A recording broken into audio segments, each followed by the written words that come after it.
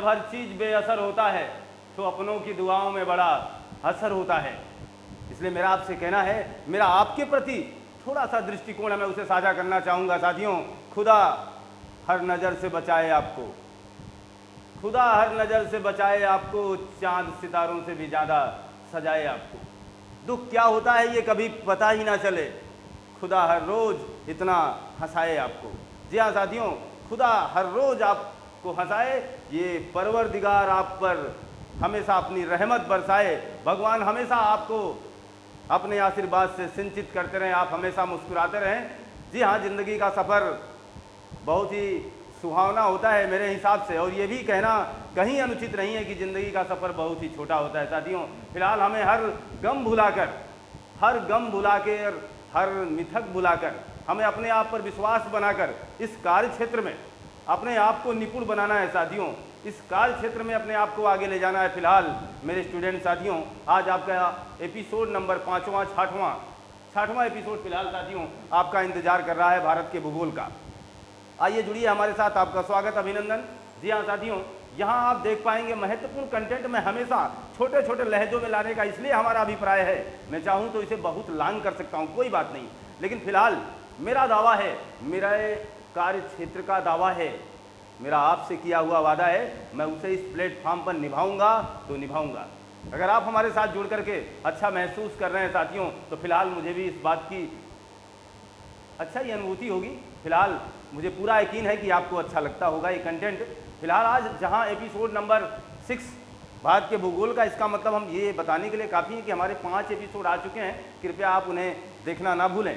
फिलहाल आज की शुरुआत हम करते हैं गंगा नदी के किनारे बसे हुए प्रमुख शहरों की बात हम करते हैं, जहां हम पिछले एपिसोड में कुछ नज़ारे छोड़ आए हैं, जहां हम पिछले एपिसोड में कुछ बातें आपके साथ जोड़ आए हैं। साथियों, आप उन्हें ज़रूर देखें। हमने किस तरीके से गंगा नदी के उद्गम से लेकर के उसके तमाम संगम की बात की, उसके तमाम संगमों पर हमारी चर्चा बनी रही, जहां आपने विष्णु प्रयाग, नंद प्रयाग, आपने देव प्रयाग जैसे महत्वपूर्ण प्रयाग को देखने का काम किया है, जहां आप गोविंद प्रयाग से परिचित हुए, कौन सी नदी आकर के कहाँ कहाँ प्रयाग बनाती है, कौन कौन सी नदी आकर के कहाँ संगम स्थापित करती है और वो किस नाम से जाना जाता है। ऐसे महत्वपूर्ण क्वेश्चन से हमारा एग्जामिनर बार बार रूबरू होता है। फिलहाल इस बात की जानकारी हमने पिछले एपिसोड में आपको दे रखी है। साथियों, आज का जो एपिसोड है कुछ वहीं से आगे बढ़ेगा, सिलसिला आगे होगा, अतएव आप क्रमबद्ध तरीके से देखना ना भूलें। देखिएगा साथियों, अगर हम बात करते हैं आज के इस महत्वपूर्ण, इस महामंच की बेहतरीन गाथा का, तो आगाज होगा यहाँ से साथियों, देव प्रयाग से।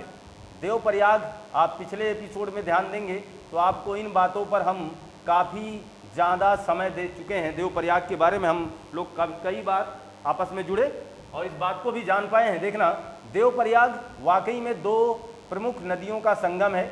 एक तरफ से भागीरथी, एक तरफ से अलकनंदा। इधर से आएगी साथियों भागीरथी और इधर से आती है अलकनंदा। इसके पहले ये कई प्रयाग बना चुके हैं। आप पिछला एपिसोड देखेंगे तो हर डाउट आपका क्लियर होगा।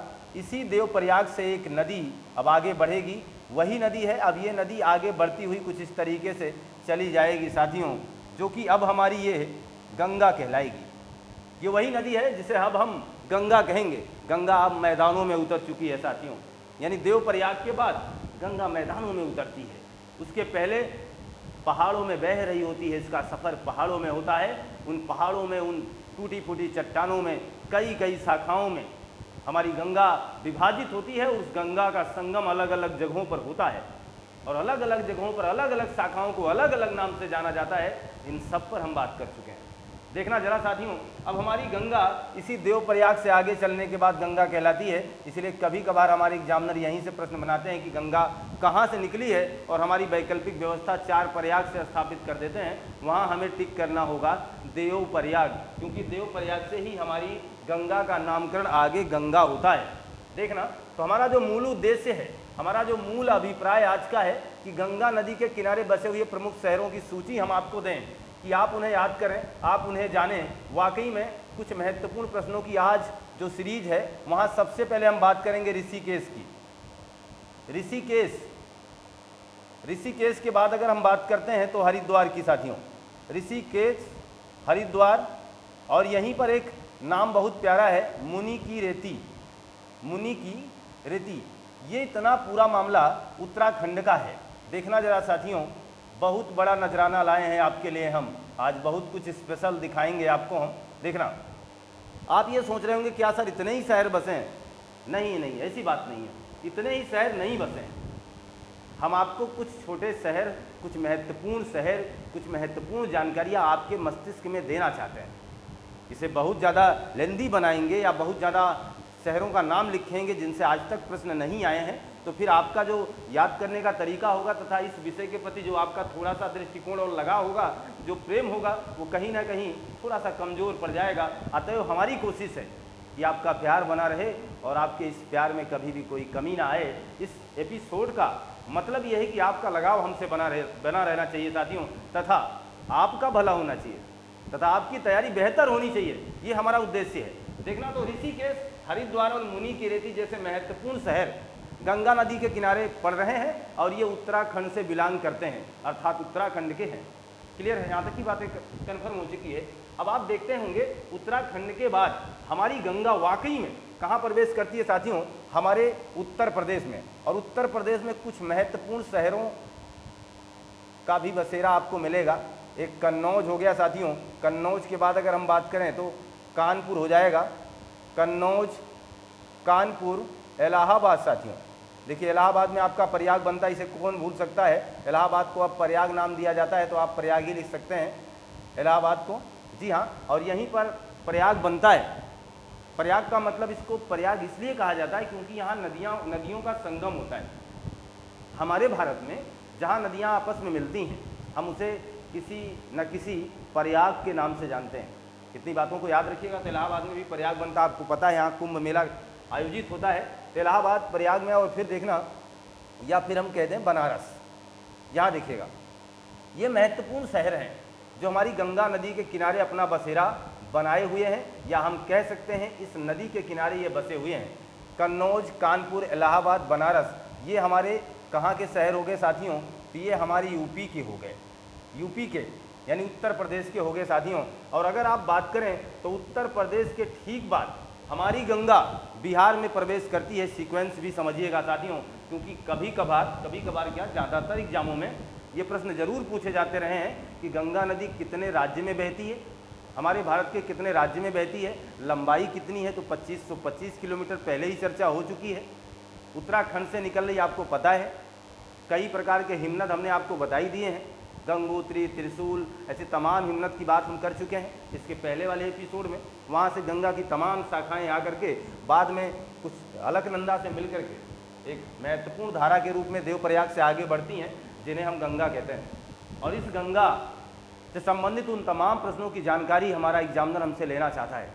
हर पहलू पर हमारा नज़र होना चाहिए, हर जगह हमारा ध्यान होना चाहिए। हम कहीं भी अपने ध्यान को अगर भटकाते हुए नजर आएंगे साथियों, तो हमारा एग्जामिनर कुछ वहीं से प्रश्न बनाकर हमें मूर्ख बना चुका होगा। फिलहाल हम अपने दायित्व का निर्वहन बेहतर करना चाहते हैं। और देखना जरा, कन्नौज, कानपुर, इलाहाबाद, बनारस जैसे मशहूर शहर या महत्वपूर्ण शहर जिनसे बार बार एग्जामिनर हमसे मुखातिब हुए हैं, कई एग्जामों में आप उठा के देख लीजिए, कई प्रकार के पन्ने पलट लीजिए, कई प्रैक्टिस सेट पलट लीजिए, कई एग्जामों का निचोड़ देख लीजिए, तो ज़्यादातर अगर शहर पूछे गए हैं तो इन्हीं के बारे में हमारी बातें हुई हैं साथियों, इन्हीं के बारे में हमारी बातें हुई हैं। देखना, तो कन्नौज, कानपुर, इलाहाबाद, बनारस, यहाँ से बातें होंगी आपके साथ। आगे देखिएगा, अगर हम बात करें झारखंड की, तो झारखंड पहुँचते समय आपको देखना, एक होगा साहे बेगम, झारखंड यहाँ लिखे सर साथियों, साहे बेगम, और एक होगा राजमहल साथियों, साहे बेगम और एक आपका हो जाएगा राजमहल। ये आपके शहर पड़ेंगे कहाँ पर? झारखंड में। और आप जान सकते हैं कि झारखंड के बाद आपको पता है कि हम पश्चिम बंगाल की तरफ रवाना होंगे, और हम यहीं आपको बताना चाहेंगे कि यहीं एक छोटा सा शहर बसा हुआ है जिसका नाम है मुर्शिदाबाद। जी हाँ साथियों, मुर्शिदाबाद। और इसी मुर्शिदाबाद के पास ही, या हम ये कह दें कि इसी मुर्शिदाबाद में ही फरक्का बैराज बना हुआ है साथियों। फरक्का बैराज कहाँ बना हुआ है? तो इसी गंगा नदी पर यहीं बना हुआ है। यहीं से गंगा नदी की दो शाखाएं हो जाती हैं साथियों, दो शाखाएं हो जाती हैं। तो गंगा नदी कुछ इस तरीके से विभाजित होगी, यहाँ पर आगे चल करके 2 शाखाओं का रूप धारण करेगी यहाँ से। और हम बात करें तो हम इसे हुगली कहेंगे। इसे क्या कहेंगे साथियों? हुगली। और ये जो नदी है, ये जो आगे बढ़ रही है, ये अब बांग्लादेश में पहुँच चुकी है और अब इसको जाना जाता है पद्मा के नाम से। देखना कितने स्टैंडर्ड प्रश्न है ये, कभी सोचना बारीकी से तो बहुत ही महत्वपूर्ण, बहुत कुछ नजराना आपको बता के ये चले जाएंगे। यानी कहने का तात्पर्य ये हुआ कि हम नदियों के किनारे बसे हुए शहरों का जखीरा ले रहे थे, उनके बारे में यथावत जानकारी हासिल करने के लिए पूरा मन बना चुके थे। इसी कड़ी में हम जब थोड़ा सा आगे आते हैं, मुर्शिदाबाद पहुँचते हैं। मुर्शिदाबाद यानी पश्चिम बंगाल में अपना दायरा स्थापित करते हैं। हम पश्चिम बंगाल पहुंच चुके हैं साथियों, ध्यान देना, हम वेस्ट बंगाल पहुंच चुके हैं। और जब हम वेस्ट बंगाल पहुंच ही चुके हैं तो यहाँ देखते हैं कि मुर्शिदाबाद के पास गंगा 2 शाखाओं में विभाजित हो गई है। एक को हुगली कहा जा रहा है जो कि कोलकाता में बह रही है, और एक तो बांग्लादेश की तरफ रवाना हुई जिसे हम पद्मा कह रहे हैं। आपको पता है इसी हुगली नदी में आगे से आकर के दामोदर नदी मिलेगी, और जब ये दामोदर मिलेगी तो जल के बहाव को पुनः कोलकाता की तरफ पहुंचा देगी, अतएव कोलकाता में बाढ़ आ जाएगा। ऐसा जमाना रहा है कि कई बार दामोदर नदी ने कोलकाता को बहुत मारा है, बहुत चोट पहुंचाई है, कई बार तबाह कर दिया है। इसी हुगली नदी में आके मिलती है तो जल का बहाव पुनः उल्टा हो जाने की वजह से दामोदर नदी को ही बंगाल का शोक कहा जाता है। आपने कई बार इस बात का, इस कथन का आकलन कर लिया होगा। जी हाँ साथियों, तो हुगली नदी जो कि कोलकाता में बह रही है और उसकी एक शाखा जो कि बांग्लादेश की तरफ रवाना हुई है, बांग्लादेश वाले उसे गंगा नहीं कहते यार, बांग्लादेश वाले उसे पद्मा कहते हैं। बांग्लादेश ने उसका नामकरण चेंज किया है, या हम कहते हैं कि बांग्लादेश ने उसका नाम दूसरा रखा है। और ये प्रश्न एग्जामिनर पूछ लेगा हमसे कि गंगा को बांग्लादेश में किस नाम से जाना जाता है, अतः हमारे स्टूडेंट साथी तैयार हैं बताने के लिए पद्मा। पद्मा बांग्लादेश में गंगा को कहा जाता है। ये चीज़ यहाँ तक पहुँचाने के लिए आप, और ये चीज़ यहाँ तक देखने के लिए आपका बहुत बहुत शुक्रिया, धन्यवाद कह सकते हैं हम। तो हम देख सकते हैं कि यहाँ पद्मा, यहाँ हुगली। महत्वपूर्ण बात आपको बता दूं, इसी पद्मा नदी के किनारे बसा हुआ शहर है ढाका। पद्मा नदी के किनारे कौन बसा है? ढाका। और हुगली नदी के किनारे कौन बसा है? आपका कोलकाता। हुगली नदी के किनारे है कोलकाता और पद्मा नदी के किनारे है ढाका। स्पेशल है ना बातें हमारे आपके साथ। देखिएगा अब यहीं आपको छोड़ने वाले नहीं हैं। अब देखना, ये जब पद्मा यहाँ पहुँची है तो इधर से एक नदी आती है जिसका नाम है ब्रह्मपुत्र। हमारे भारत की दूसरी सबसे बड़ी नदी हम कह सकते हैं साथियों। ये आकर के यहाँ मिल जाएगी। ब्रह्मपुत्र आकर के जब हमारे यहाँ मिलती है यानी पद्मा में, और इस ब्रह्मपुत्र को, इसी ब्रह्मपुत्र को बांग्लादेश में किस नाम से जानते हैं साथियों? जमुना। या देखना जरा, जमुना कहते हैं कहाँ पर? बांग्लादेश में। बांग्लादेश में ब्रह्मपुत्र नदी को किस नाम से जाना जाता है? तो आपका उत्तर होना चाहिए जमुना नाम से जाना जाता है। किस नाम से? क्या ब्रह्मपुत्र नदी आके गंगा में मिलती है? नहीं नहीं नहीं। एग्जामिनर कैसा प्रश्न बनाएगा आपको भटका देगा। सीरीज देखना मत भूलिएगा, आप उसके दिए गए वैकल्पिक व्यवस्था का चुनाव बेहतर करिएगा। वो कहेगा जमुना नदी पद्मा से मिलती है, यही संगम ठीक है, बाकी कुछ और अटपटा मिलाएगा मत मिलाइएगा। तो जमुना किससे मिलती है? पद्मा से। जब जमुना पद्मा से मिलेगी तो आगे चलेगी और अब ये एक नए नाम से जानी जाएगी जिसका नाम है मेघना। और अब मेघना जाके कहाँ गिरेगी साथियों? तो आप ध्यान दीजिएगा, ये आपके बंगाल खाड़ी का मसला हो जाएगा। बंगाल खाड़ी में मेघना गिरेगी। बंगाल की खाड़ी, बंगाल की खाड़ी में कौन गिरेगी? मेघना। मेघना जो कि आगे चल करके मेघना बन रही है। कौन कौन नदी है मिल करके? तो आपको पता होना चाहिए, पद्मा और जमुना ने बना दिया है मेघना। यानी गंगा जो कहाँ से निकल करके उत्तराखंड से सफ़र इसका हुआ है और अब बंगाल की खाड़ी में ये अपना मुहाना बना रही है, वहाँ ये मेघना के नाम से जानी जाती है साथियों। फिलहाल यहाँ ये एक डेल्टा का निर्माण करेगी, एक डेल्टा का, जिसके बारे में थोड़ी बहुत बातें अभी हम आपसे करने वाले हैं। इस डेल्टा का नाम है सुंदरबन का डेल्टा। सुंदरबन का डेल्टा दुनिया का सबसे बड़ा डेल्टा है साथियों। विश्व का सबसे बड़ा डेल्टा कौन सी नदी बनाती है? तो कहिएगा गंगा और ब्रह्मपुत्र नदियाँ मिलकर के दुनिया का सबसे बड़ा डेल्टा बनाती हैं, जिसे हम सुंदरबन का डेल्टा कहते हैं। देखना, जब ये सुंदरबन का डेल्टा बनता है तो यहाँ नदियों की कई शाखाएं हो जाती हैं, क्योंकि अब मिट्टी का जमाव होगा तो नदी कई शाखाओं में टूट जाएगी। यही मेघना कई शाखाओं में टूट जाती है, जिसमें कुछ नाम आप याद रखेंगे। एक तो नाम आप याद रखिएगा, इन्हीं शाखाओं की बात हम कर रहे हैं साथियों। एक नाम आप याद रखिएगा, जालंगी, जालंगी नदी। दूसरा है इच्छामती, इच्छामती। एक आपकी यमुना को कालिंदी कहा भी जाता है। बहरहाल यहाँ भी एक नदी है जिसकी शाखा का नाम है कालिंदी, और एक नदी का नाम है, एक शाखा का नाम है विद्याधरी साथियों, विद्याधरी, और एक शाखा का नाम है भैरवी, भैरवी। तो ध्यान देना, ये महत्वपूर्ण शाखाएं हैं साथियों। गंगा नदी की जब आगे, यानी गंगा नदी जब सुंदरबन के डेल्टा में प्रवेश करती है, सुंदरबन का डेल्टा बनाती है जब, तो वहाँ पर ये कई शाखाओं में विभाजित हो जाती है। कुछ एक शाखा इधर तो एक शाखा उधर, एक शाखा उधर, ऐसे शाखाओं में ये बढ़ जाती है। और उन शाखाओं को भी अलग अलग नाम से जाना जाता है, जैसे जालंगी, इच्छामती, कालिंदी, विद्याधरी और भैरवी। ये भी प्रश्न आपके लिए इम्पोर्टेंट है, यह प्रश्न भी आपसे एग्जामिनर पूछ सकता है साथियों।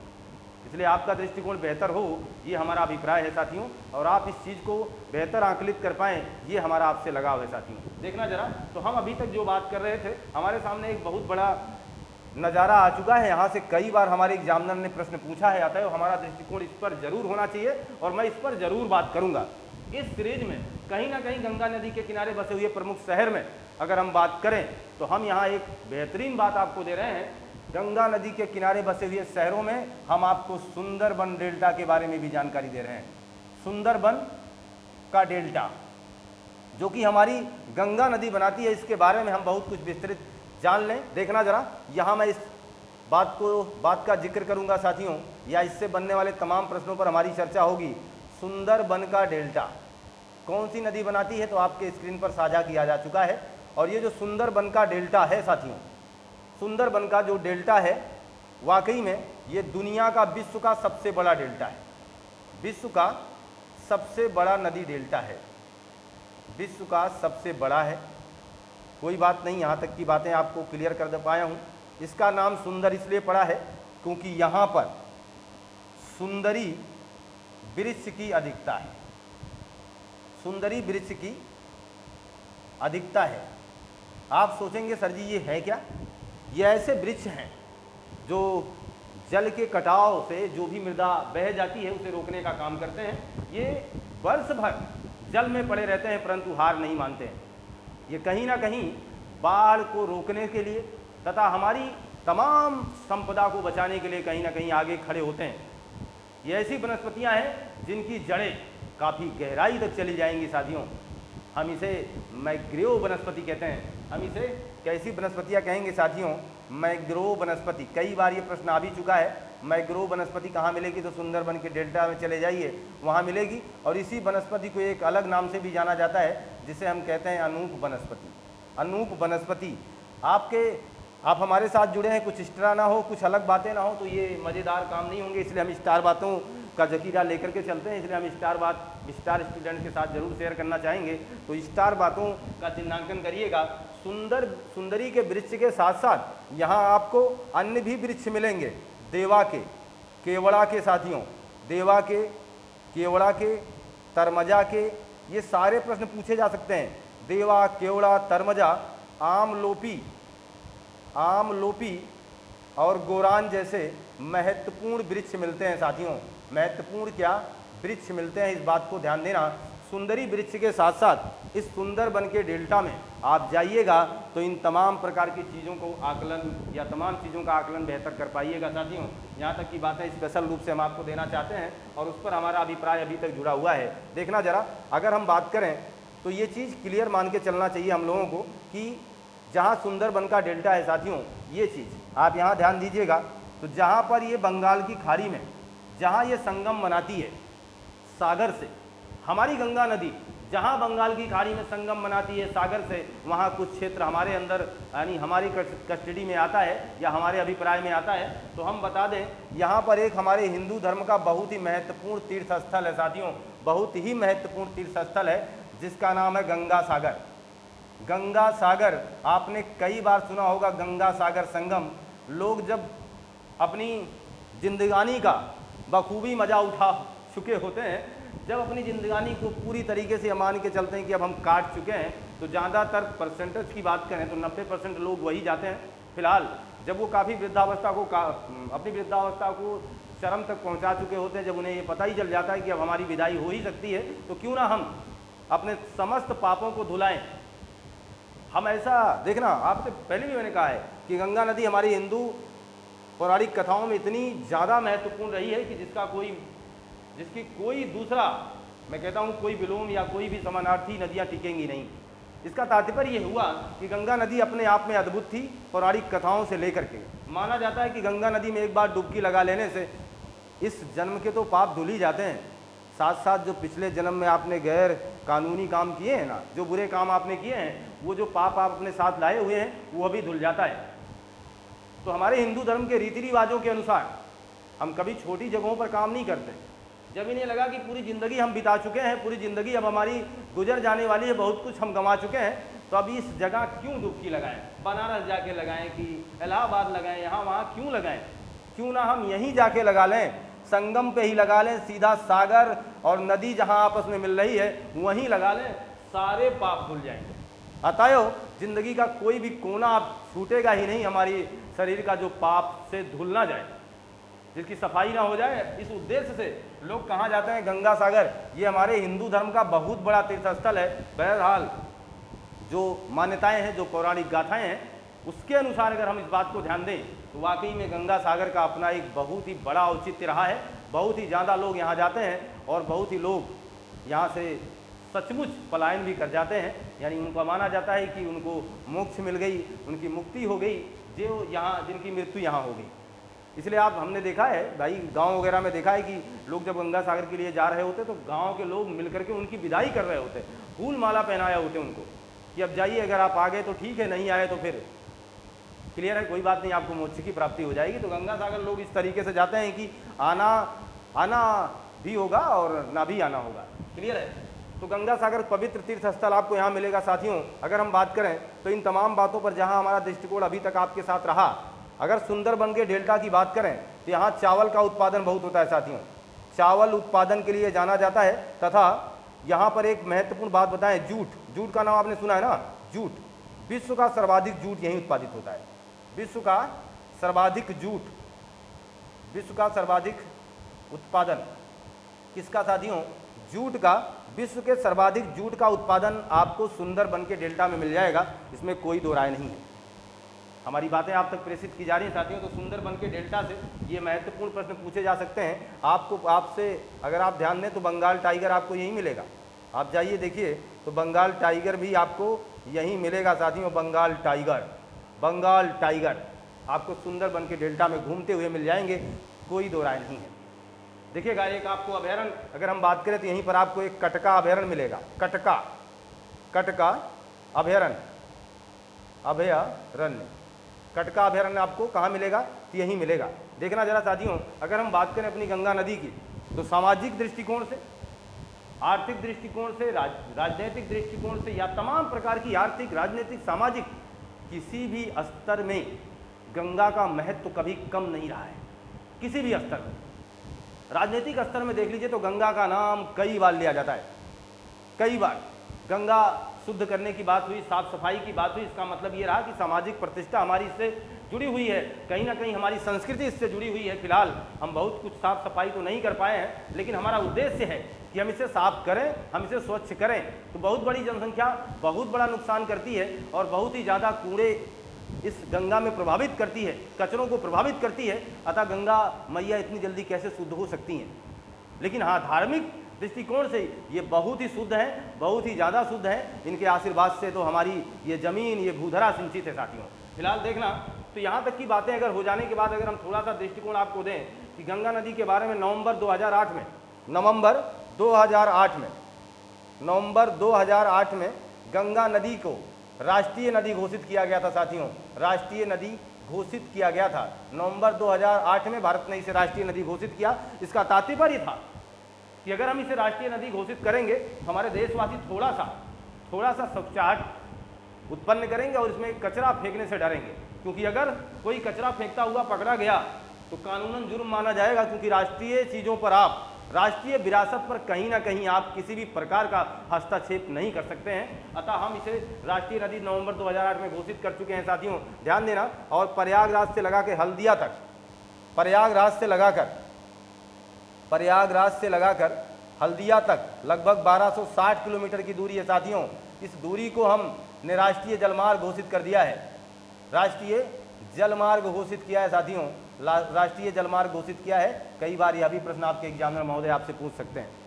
कहाँ से लगाकर? प्रयागराज से लगा करके हल्दिया तक, क्लियर है। और गंगा नदी में आप देखोगे तो गंगा नदी की स्वच्छता की वजह से ही इसमें गंगे डॉल्फिन रहती है साथियों, गंगे डॉल्फिन। गंगा नदी की स्वच्छता की वजह से ही इसमें गांगे डॉल्फिन निवास करती है, जिसे 2009 में राष्ट्रीय जलीय जीव घोषित किया गया था साथियों, राष्ट्रीय जलीय जीव घोषित किया गया था। ये कुछ विशेष बातें रही आज के पैकेज में, आप इसका स्क्रीनशॉट लीजिए साथियों।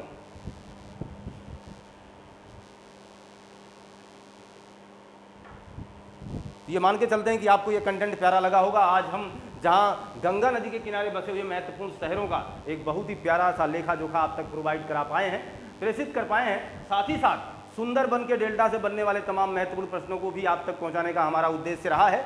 इसी सुंदरबन के डेल्टा में मिलने वाली वनस्पति, जिसे मैग्रोव वनस्पति कहते हैं, इसी को साथियों लगे हाथ बताता जाऊं, इसी को पृथ्वी का किडनी कहते हैं। और आप अमेजन के वर्षा वन को पृथ्वी का फेफड़ा कहते हैं साथियों, इसे मत भूलिएगा। कई बार ये प्रश्न पूछा जा चुका है, पृथ्वी का किडनी किसे कहते हैं? यूपी टेट गवाह है, यूपी सुपर टेट गवाह है कि पृथ्वी का किडनी किसे कहते हैं, पृथ्वी का फेफड़ा किसे कहते हैं। ये एग्जामों में आ चुके हैं, अतः हमारी तैयारी यहाँ होनी चाहिए। इसे हम पृथ्वी का किडनी कहते हैं, ध्यान दीजिएगा। पृथ्वी का किडनी किसे हम कहते हैं? मैग्रोव वनस्पतियों को कहते हैं। और ये सारा लेखा जोखा जो आज का रहा, शुरुआत कहाँ से हुई? देवप्रयाग से लगा करके मेघना तक, बंगाल की खाड़ी में बहने से फिर उनकी शाखाओं तक, शाखाओं से लेकर के तमाम बसे हुए महत्वपूर्ण शहरों तक, तथा अद्भुत दुनिया के सबसे बड़े डेल्टा के बारे में भी बात हुई, तथा उनसे बनने वाले तमाम प्रश्नों को हम आप तक पहुंचा पाए हैं साथियों।